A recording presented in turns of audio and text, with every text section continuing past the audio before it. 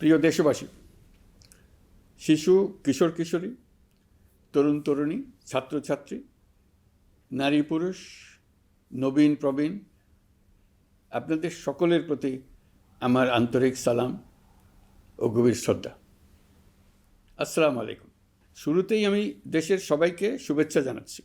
দীর্ঘ 17 বছর পর একটি উৎসব মুখর, অংশগ্রহণমূলক ও শান্তিপূর্ণ জাতীয় নির্বাচন সফলভাবে সম্পন্ন করার জন্য এই নির্বাচনের মাধ্যমে জনগণ, ভোটার, রাজনৈতিক দল, প্রার্থী, নির্বাচন সংশ্লিষ্ট প্রতিষ্ঠান ও আইনশৃঙ্খলা বাহিনী সম্মিলিতভাবে একটি প্রশংসনীয় নজির সৃষ্টি করেছে। ভবিষ্যতে বাংলাদেশের নির্বাচন কেমন হওয়া উচিত, এই নির্বাচন তার একটি উৎকৃষ্ট উদাহরণ হয়ে থাকবে। প্রিয় দেশবাসী, বিগত 18 মাস আমার উপর অর্পিত দায়িত্ব নিষ্ঠার সাথে পালন শেষে একটি নির্বাচিত সরকারের কাছে দায়িত্ব হস্তান্তরের প্রাক্কালে অন্তর্বর্তী সরকারের প্রধান উপদেষ্টা হিসেবে আজ আমি আপনাদের কাছ থেকে বিদায় নেবার জন্য উপস্থিত হয়েছি। আজ বিদায়ের দিনে 5ই অগাস্টের কথা স্মরণ করে আপনাদের কিছু কথা বলব। কি মহা মুক্তির দিন ছিল সেদিনটি, সে কি আনন্দের দিন। বাংলাদেশিরা দেশে বিদেশে যে যেখানে ছিল আনন্দে চোখের পানি ফেলেছিল। দৈত্যের গ্রাস থেকে তরুণ ছাত্রছাত্রীরা দেশকে বের করে এনেছে, দেশ মুক্ত হয়েছে। কিন্তু দেশ সম্পূর্ণ অচল। এই অচল দেশটিকে কিভাবে সচল করা যাবে সেটা ছিল সবার মনে। অভ্যুত্থানের ছাত্র নেতারা ঠিক করলো দেশকে সচল করার জন্য একটি সরকার লাগবে। সরকার গঠন ও চালাবার জন্য তারা আমাকে খবর দিল। আমি তখন বিদেশে, আমি দায়িত্ব নিতে রাজি না। তারা জাতির প্রতি কর্তব্য পালনের কথা বলে আমাকে রাজি করালো। 18 মাস পর এখন আমার যাওয়ার পালা। আমি আজ আমার কাজ হতে বিদায় নিতে আপনাদের সামনে এসেছি। আমাদের প্রথম কাজ ছিল দেশকে সচল করা। এটি ছিল সবচেয়ে কঠিন কাজ। যারা দেশকে লুটে পুটে খেত তারাই দেশের এই যন্ত্র চালাতো। তাদের একান্ত অনুগত লোকজন নিয়ে অভ্যুত্থানের সঙ্গে সঙ্গে সবাই পালিয়ে গেছে। বড় কর্তা পালিয়েছে, মাঝারি কর্তা পালিয়েছে, অন্যরা ভোল পাল্টিয়েছে অথবা আত্মগোপনে চলে গেছে। কেউ নানাজনের সুপারিশ নিয়ে আসছে, তারা অভ্যুত্থানের গোপন সৈনিক ইত্যাদি। সরকারের ভেতর যারা পালিয়ে যাননি তাদের মধ্যে কাকে বিশ্বাস করবেন, কাকে বিশ্বাস করবেন না, এটি মহাসংকট হয়ে দাঁড়ালো। যতই মৃতদেহের অঙ্গ প্রত্যঙ্গবিহীন দেহের সন্ধান আসছিল ততই তারা চিহ্নিত হচ্ছিল। সেই থেকে 18 মাস চলে গেছে। অবশেষে 12ই ফেব্রুয়ারি আসলো। 1.5 যুগ পরে দেশে একটি জাতীয় নির্বাচন এবং ব্যাপক সাংবিধানিক পরিবর্তনের জন্য সর্বসম্মত জুলাই সনদের উপর গণভোট অনুষ্ঠান হলো। এই নির্বাচনে উৎসবমুখর পরিবেশ, দেশের সর্বত্র একটা ঈদের পরিবেশ ছিল যা আমাদের ইতিহাসে স্মরণীয় হয়ে থাকবে। এই প্রতিদ্বন্দ্বিতামূলক নির্বাচনে যারা জয়ী হয়েছেন তাদের আমি অভিনন্দন জানাচ্ছি। যারা পরাজিত হয়েছেন তাদেরকেও আমি অভিনন্দন জানাচ্ছি। হার জিতেই হলো গণতন্ত্রের সৌন্দর্য। যারা জয়ী হয়েছেন তারা মোট ভোটের প্রায় অর্ধেক পেয়েছেন। যারা জয়ী হতে পারেননি তারাও মোট ভোটের অর্ধেক পেয়েছেন।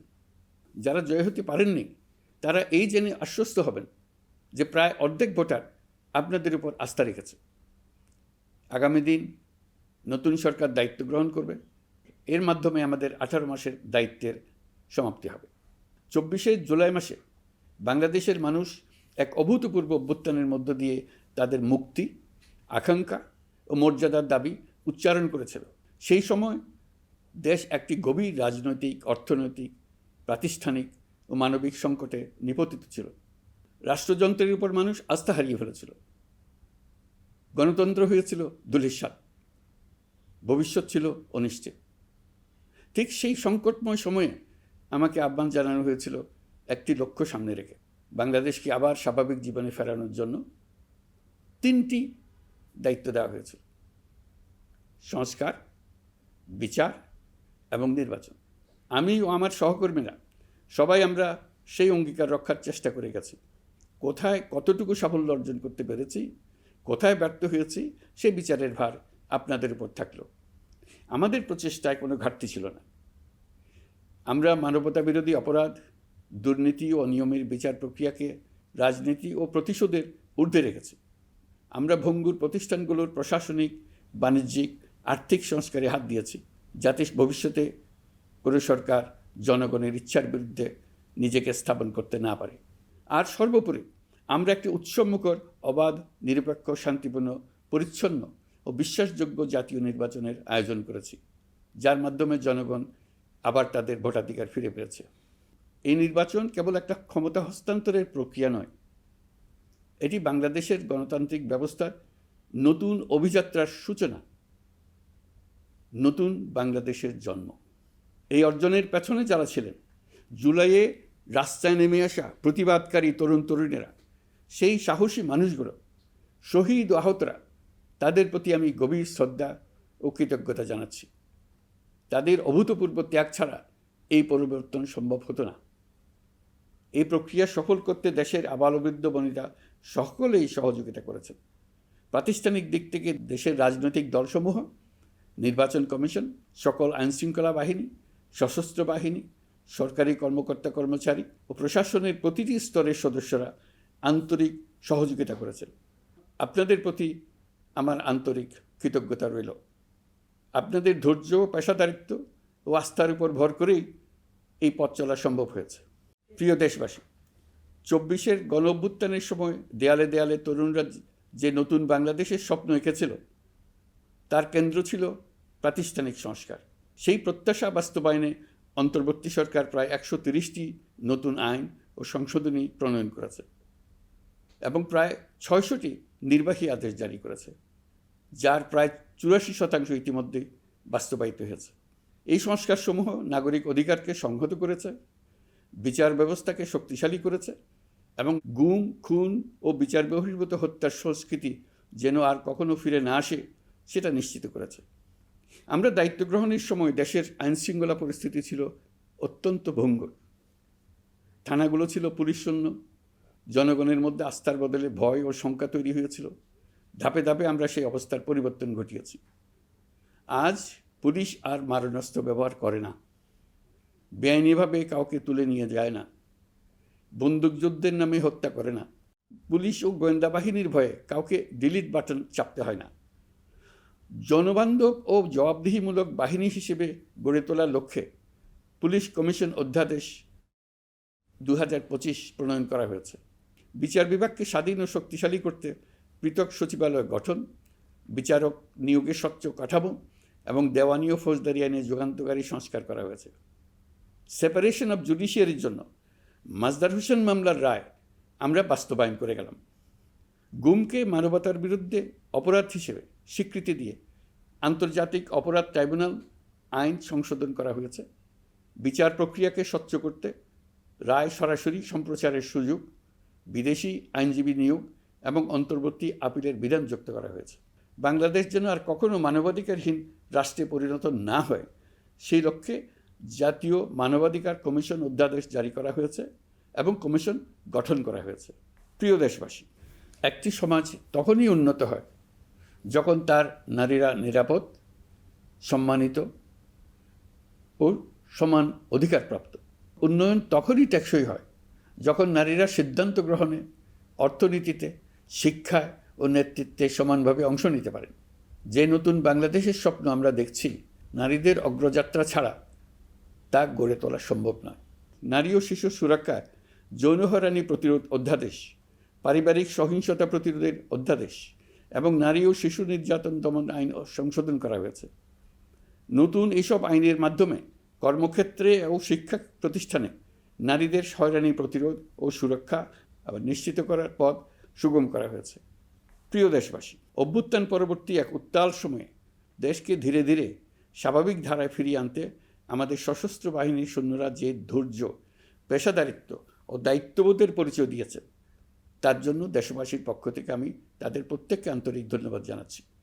একই সঙ্গে বিশেষভাবে উল্লেখ করতে চাই, যখনই কোনো সংকটময় পরিস্থিতির উদ্ভব হয়েছে, তখনই দেশের রাজনৈতিক নেতৃত্ব আমাদের আহ্বানে তাৎক্ষণিকভাবে সাড়া দিয়েছেন এবং সহযোগিতার হাত বাড়িয়ে দিয়েছেন। এই পারস্পরিক দায়িত্ববোধ ও সংযমই দেশকে অস্থিরতার পথ থেকে স্থিতিশীলতার দিকে এগিয়ে নিতে সহায়ক হয়েছে। স্বৈরাচারের 16 বছরে এদেশের রাজনৈতিক নেতাকর্মীরা যে ভয়াবহ নিপীড়ন, মামলা হামলা, গুম ও হত্যার শিকার হয়েছেন, তা আমাদের জাতির জন্য এক গভীর বেদনাদায়ক শিক্ষা। এই অভিজ্ঞতা আমাদের স্মরণ করিয়ে দেয়, যাতে ভবিষ্যতে আর কখনো কোনো জালেম মাথাচাড়া দিয়ে উঠতে না পারে, যেন আর কখনো ফেসিবাদ প্রতিষ্ঠিত না হয়, শত শত আয়নাঘর সৃষ্টি না হয়, বিচার বহির্ভূত হত্যা ফিরে না আসে। সেই জন্য কেবল রাজনৈতিক অঙ্গীকারই যথেষ্ট নয়, প্রয়োজন ন্যায় বিচার নিশ্চিত করার লক্ষ্যে বিচার ব্যবস্থা ও রাষ্ট্রীয় কাঠামোর মৌলিক ও গভীর সংস্কার। এই উপলব্ধি থেকেই অন্তর্বর্তী সরকার তার সংস্কার কর্মসূচিকে সর্বোচ্চ অগ্রাধিকার দিয়েছে। প্রিয় দেশবাসী, ফ্যাসিস্ট সরকারের 16 বছরের নিপীড়ন ও জুলাইয়ের রক্তাক্ত স্মৃতি এখনও আমাদের মাঝে তাজা হয়ে আছে। যারা ভয়াবহ নিপীড়ন ও নির্যাতন চালিয়েছে তাদের বিচার করা এবং যেন আর কেউ এ ধরনের দুঃশাসন কায়েম করতে না পারে সেটা নিশ্চিত করা আমাদের গুরু দায়িত্ব। বিচার একটা চলমান প্রক্রিয়া। একাধিক ট্রাইব্যুনাল বর্তমানে সক্রিয়ভাবে কাজ করছে। ইতিমধ্যে একাধিক মামলার রায় ঘোষণা হয়েছে। আন্তর্জাতিক অপরাধ ট্রাইব্যুনালে ফেসিবাদের সময় দেশে যে গুমের সংস্কৃতি গড়ে উঠেছিল, সেই ভয়াবহ মানবাধিকার লঙ্ঘনের বিচারও শুরু হয়েছে। বেশ কিছু মামলার বিচারিক কার্যক্রম এখন শেষের পথে। আমরা আশা করছি আগামী দিনগুলোতেও বিচারিক প্রক্রিয়া অত্যন্ত নিরপেক্ষ ও স্বচ্ছতার সঙ্গে এগিয়ে যাবে। প্রিয় দেশবাসী, অন্তর্বর্তী সরকারের সবচেয়ে বড় অর্জন জুলাই সনদ, যার ভিত্তিতে গণভোটে বিপুল সংখ্যাগরিষ্ঠতায় তা বাস্তবায়নের সিদ্ধান্ত দিয়েছে দেশের মানুষ। জুলাই সনদের বাস্তবায়ন হলে ফেসিবাদ ফিরে আসার পথগুলো চিরতরে বন্ধ হয়ে যাবে। আশা করব এটা নির্ধারিত সময়ের সীমার মধ্যেই বাস্তবায়ন হবে। অন্তর্বর্তী সরকারের ছোট বড় ভালো মন্দ অনেক কথা ভুলে গেলেও জুলাই সনদের কথা জাতি কখনো ভুলবে না। এই সনদ রচনা এবং গণভোটে পাশ করানোর জন্য আমি সকল রাজনৈতিক দল, সামাজিক সংগঠন, অধিকার রক্ষা প্রতিষ্ঠান যারা অক্লান্ত পরিশ্রম করেছে তাদের সবাইকে আজ অভিনন্দন জানাচ্ছি। এই নির্বাচনে প্রথমবারের মতো প্রবাসীদের ভোট দেওয়ার সুযোগ সৃষ্টি করা হয়েছে। যখন একজন ভোটার গর্ব করে এই নির্বাচন ও গণভোটে ভোট দেওয়ার অভিজ্ঞতা সোশ্যাল মিডিয়ায় বলে, তখন একজন নাগরিক হিসেবে আমি আনন্দ ধরে রাখতে পারি না। আমি আশা করি এই প্রক্রিয়ায় ভবিষ্যতে আরও অনেক বেশি প্রবাসীরা নিশ্চিন্তে অংশগ্রহণ করতে পারবে। প্রিয় দেশবাসী, আমরা দায়িত্ব গ্রহণের সময় অর্থনীতি ছিল বিপর্যস্ত, ব্যাংকিং ব্যবস্থা ভেঙে পড়েছিল, অর্থ পাচার ছিল লাগামহীন। আমরা রাজস্ব ব্যবস্থাপনা, করনীতি, মুদ্রা ব্যবস্থাপনা, আর্থিক খাতে কাঠামোগত সংস্কার এনেছি। তলাবিহীন অর্থনীতি আমাদের জন্য রেখে গিয়েছিল আগের ফেসিবাদী সরকার। কেন্দ্রীয় ব্যাংক বাণিজ্য ব্যাংককে ফতুর করে দিয়ে গেছে, $234 বিলিয়ন পাচার করে নিয়ে গেছে, বিশাল ঋণের বোঝা রেখে গেছে। এইসব আমাদের জানা কথা। আমরা যারা এই অর্থনীতি আবার চালু করার দায়িত্ব পেয়েছিলাম তারা দিশা খুঁজে পাচ্ছিলাম না। এখন যাবার সময় স্বস্তি পাচ্ছি যে আমরা অবস্থার মোকাবেলা করতে পেরেছি এবং নতুন অর্থনীতির বুনিয়াদ রচনা করে রেখে যেতে পারছি। এখন আর পাওনাদাররা আমাদের তাড়া করতে আসবে না। আন্তর্জাতিক লেনদেনে আমরা চোখে অন্ধকার দেখব না। আমাদের রিজার্ভের পরিমাণ এখন $34 বিলিয়ন। আমাদের দেশপ্রেমিক প্রবাসী ভাই বোনদের রেমিটেন্সের টাকায় এই রিজার্ভ ক্রমেই বাড়ছে। নিত্য প্রয়োজনীয় পণ্যের দাম নিয়ন্ত্রণে সরবরাহ বৃদ্ধি করা হয়েছে। টিসিবির কার্যক্রম সম্প্রসারিত হয়েছে। বাজার তদারকি ও মজুতদারির বিরুদ্ধে কঠোর ব্যবস্থা নেওয়া হয়েছে। এর ফলে খাদ্য মূল্যস্ফীতি উল্লেখযোগ্যভাবে কমেছে। শ্রমিক অধিকারকে মানবাধিকারের অংশ হিসেবে বিবেচনা করে আন্তর্জাতিক শ্রম সংস্থার গুরুত্বপূর্ণ কনভেনশনসমূহ অনুসমর্থন করা হয়েছে, যা কর্মক্ষেত্রে শ্রমিকের নিরাপত্তা ও মর্যাদা নিশ্চিত করবে। যুগান্তকারী নতুন শ্রম আইন প্রণয়ন করা হয়েছে। প্রবাসীরা আমাদের অর্থনীতির প্রাণশক্তি। তাদের সুরক্ষা ও কল্যাণে আইন সংশোধন, বিদেশে আইনি সহায়তা, নতুন শ্রমচুক্তি এবং দক্ষতা উন্নয়ন প্রকল্প গ্রহণ করা হয়েছে। বন্দর ব্যবস্থাপনা ও বিনিয়োগ কাঠামোতে আমূল সংস্কারের মাধ্যমে ইউরোপীয় সর্ববৃহৎ বিনিয়োগ সহ একাধিক কৌশলগত প্রকল্প এগিয়েছে। ব্লু ইকোনমির সম্ভাবনা কাজে লাগাতে গভীর সমুদ্র বন্দর, মৎস্য ও আধুনিক টাউনশিপ উন্নয়নে নতুন কর্তৃপক্ষ গঠন করা হয়েছে। প্রিয় দেশবাসী, পররাষ্ট্রনীতিতে বাংলাদেশের সার্বভৌমত্ব, জাতীয় স্বার্থ ও দেশের মর্যাদা, এই তিনটি মূল ভিত্তি আমরা দৃঢ়ভাবে পুনরুদ্ধার করতে সক্ষম হয়েছি। নতজানু পররাষ্ট্রনীতি কিংবা অপর দেশের নির্দেশনা ও পরামর্শ নির্ভর বাংলাদেশ এখন আর নয়। আজকের বাংলাদেশ নিজের স্বাধীন স্বার্থ রক্ষায় আত্মবিশ্বাসী, সক্রিয় ও দায়িত্বশীল। বিশ্বের সকল দেশের সঙ্গে পারস্পরিক সম্মান ও স্বার্থের ভিত্তিতে সম্পর্ক গড়ে তুলতে আমরা প্রতিশ্রুতিবদ্ধ। একই সঙ্গে ভারসাম্য বজায় রেখে ভবিষ্যতের জন্য প্রয়োজনীয় কৌশলগত সিদ্ধান্ত নিতে সক্ষম এমন একটি রাষ্ট্র হিসেবে বাংলাদেশ আজ নিজেকে প্রতিষ্ঠিত করেছে। রোহিঙ্গা সংকট আমাদের জাতীয় নিরাপত্তা, আঞ্চলিক স্থিতিশীলতা ও অর্থনীতির উপর একটা গুরুতর দীর্ঘস্থায়ী চাপ সৃষ্টি করে রেখেছে। দুঃখজনকভাবে দীর্ঘ সময় ধরে এই সংকট নিরসনে কোনো কার্যকর সমন্বিত আন্তর্জাতিক উদ্যোগ দৃশ্যমান ছিল না। দায়িত্ব গ্রহণের পর আমরা আন্তর্জাতিক অঙ্গনে মৃতপ্রায় এই ইস্যুটিকে পুনরায় বিশ্ব মনোযোগের কেন্দ্রে নিয়ে আসতে সক্ষম হয়েছে।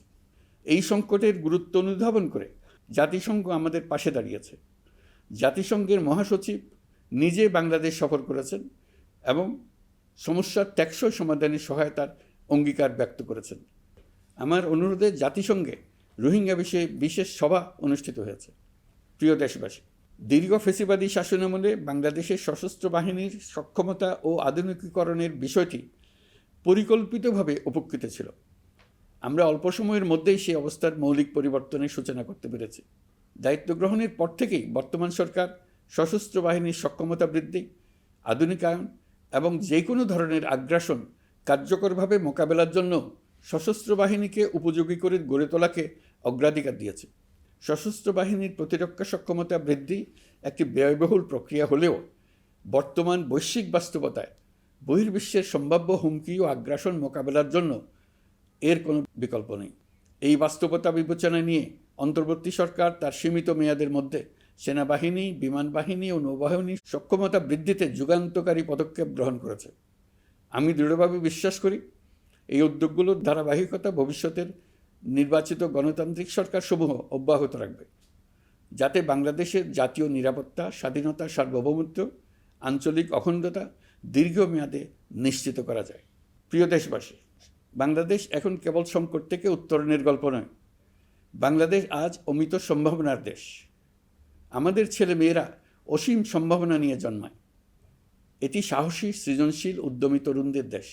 তাদের দরকার উপযুক্ত শিক্ষা, বিশ্বমানের প্রশিক্ষণ এবং এমন একটি রাষ্ট্র ব্যবস্থা যেখানে মেধা ও পরিশ্রম ও সততার মূল্য আছে। সারা বিশ্বে অর্থনৈতিক কর্মকাণ্ড পরিচালনায় প্রতি বছর বিপুল সংখ্যক দক্ষ, কর্মঠ, শৃঙ্খলাবদ্ধ কর্মীর প্রয়োজন তৈরি হচ্ছে, আর বাংলাদেশে আছে কর্মক্ষম বিপুল তরুণ সম্প্রদায়। আমরা যদি এই বৈশ্বিক চাহিদা পূরণে উপযুক্ত পদক্ষেপ গ্রহণ করি, তাহলে জাপান, কোরিয়া, মধ্যপ্রাচ্য, ইউরোপ, উত্তর আমেরিকা সহ সবাই চাইবে বাংলাদেশের তরুণ তরুণীদের শ্রম, মেধা ও সৃজনশীলতা ব্যবহার করতে। আমরা হয়ে উঠতে পারি তাদের জন্য পছন্দের একটা নির্ভরযোগ্য, দক্ষ জনশক্তি সরবরাহকারী দেশ। আমাদের খোলা সমুদ্র কেবল ভৌগোলিক সীমারেখা নয়, এটি বাংলাদেশের জন্য বিশ্ব অর্থনীতির সঙ্গে যুক্ত হওয়ার উন্মুক্ত দরজা। নেপাল, ভুটান ও সেভেন সিস্টার্সকে নিয়ে এই অঞ্চলে অর্থনৈতিক সমৃদ্ধির বিশাল সম্ভাবনা রয়েছে। অর্থনৈতিক অঞ্চল, বাণিজ্যিক চুক্তি ও শুল্কমুক্ত বাজারে প্রবেশের সুযোগের মধ্য দিয়ে এই অঞ্চলে একটি বৈশ্বিক উৎপাদন কেন্দ্র হিসেবে গড়ে ওঠার শক্তিশালী ভিত্তি প্রতিষ্ঠিত হবে। আমাদের বন্দরগুলোর দক্ষতা আন্তর্জাতিক পর্যায়ে নেবার জন্য সেরা আন্তর্জাতিক বন্দর পরিচালনা কোম্পানির সঙ্গে চুক্তির কাজে আমরা অনেক এগিয়ে এসেছি। এর দক্ষতা বাড়াতে না পারলে আমরা অর্থনৈতিক অর্জনে পিছিয়ে যাব। প্রিয় দেশবাসী, সম্প্রতি বাংলাদেশের সঙ্গে যুক্তরাষ্ট্রের একটি গুরুত্বপূর্ণ দ্বিপাক্ষিক বাণিজ্য ও শুল্ক চুক্তি সম্পন্ন হয়েছে।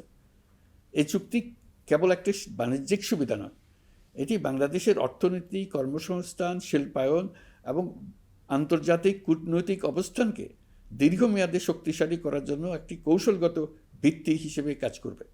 এই চুক্তির ফলে যুক্তরাষ্ট্রের বাজারে বাংলাদেশের জন্য প্রযোজ্য পারস্পরিক শুল্কভার, রেসিপ্রোকাল ট্যারিফ 37% থেকে 19% কমে এসছে।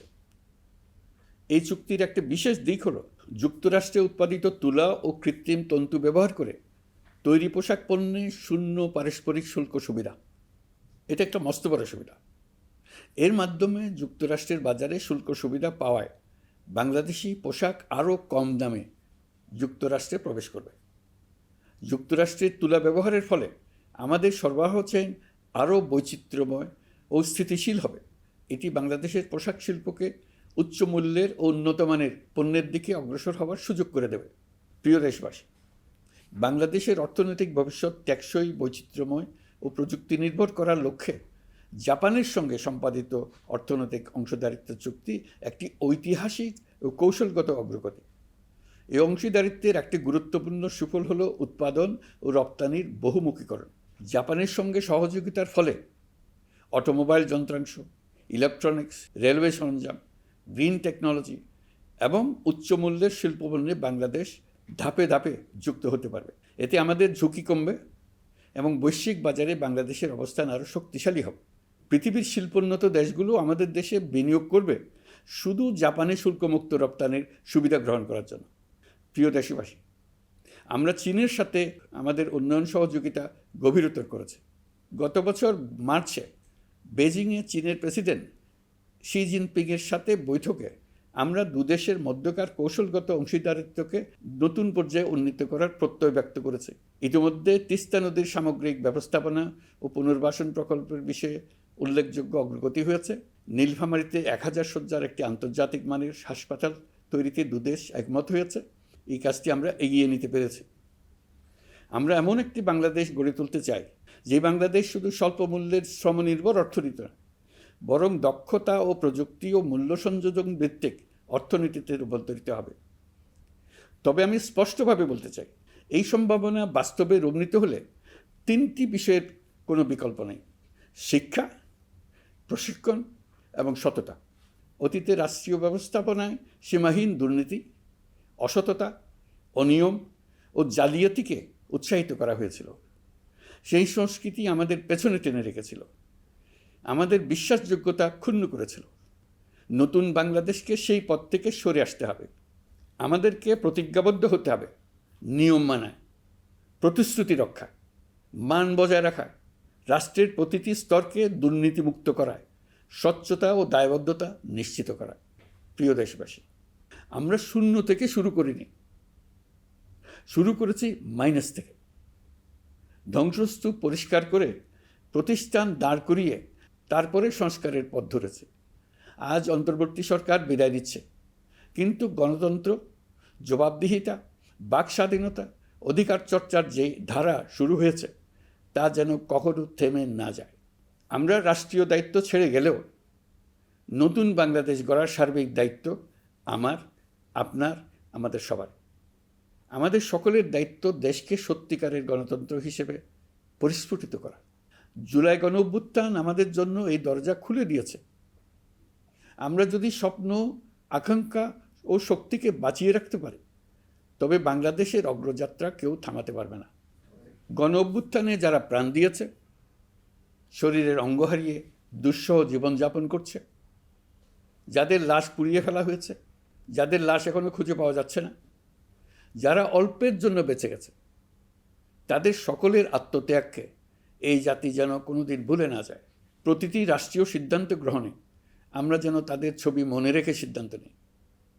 আমাদের পরবর্তী প্রজন্মকে ক্ষমতাবানদের কিভাবে নিয়ন্ত্রণে রাখতে হয় সেই শিক্ষাটি যেন দিয়ে যেতে পারে।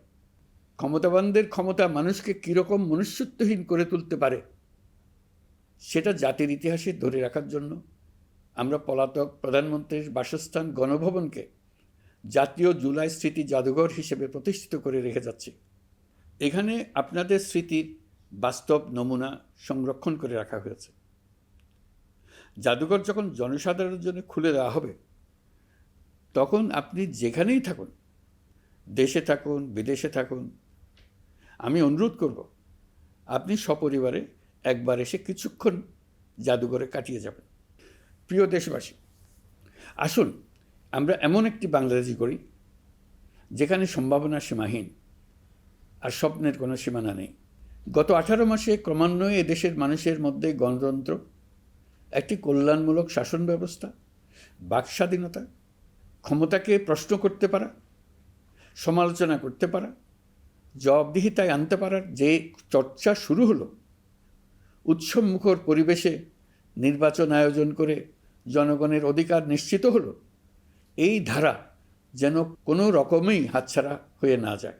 আমি বিশ্বাস করি বাংলাদেশের আপামর জনসাধারণ এবং সকল রাজনৈতিক পক্ষ ইস্পাত কঠিন ঐক্যের মাধ্যমে এই ধারাকে আগামী দিনগুলোকে রক্ষা করবে, সমৃদ্ধ করবে। অধিকারের বিষয়ে, দেশের স্বাধীনতা সার্বভৌমত্বের বিষয়ে পরবর্তী প্রজন্মের জন্য একটি সুন্দর বাংলাদেশ গড়ে তোলার প্রত্যয়ে দৃঢ় থাকতে হবে। দলমত, ধর্মবর্ণ, নারী পুরুষ নির্বিশেষে সবাইকে আহ্বান জানাই একটি ন্যায়ভিত্তিক, মানবিক ও গণতান্ত্রিক বাংলাদেশ গড়ে তোলার সংগ্রাম অব্যাহত রাখতে। এই আহ্বান জানিয়েই আমি অত্যন্ত আশাবাদের সঙ্গে আজ আপনাদের কাছ থেকে বিদায় নিচ্ছি। দেশের শিশু, কিশোর কিশোরী, তরুণ তরুণী, ছাত্রছাত্রী, নারী পুরুষ, নবীন প্রবীণ, আমার দায়িত্ব থেকে বিদায় নেবার এই প্রাক্কালে আপনাদের সকলের প্রতি আন্তরিক ধন্যবাদ জানাচ্ছি। আমার জন্য দোয়া করবেন। মহান আল্লাহ আমাদের সকলের সহায় হন। আল্লাহ হাফেজ।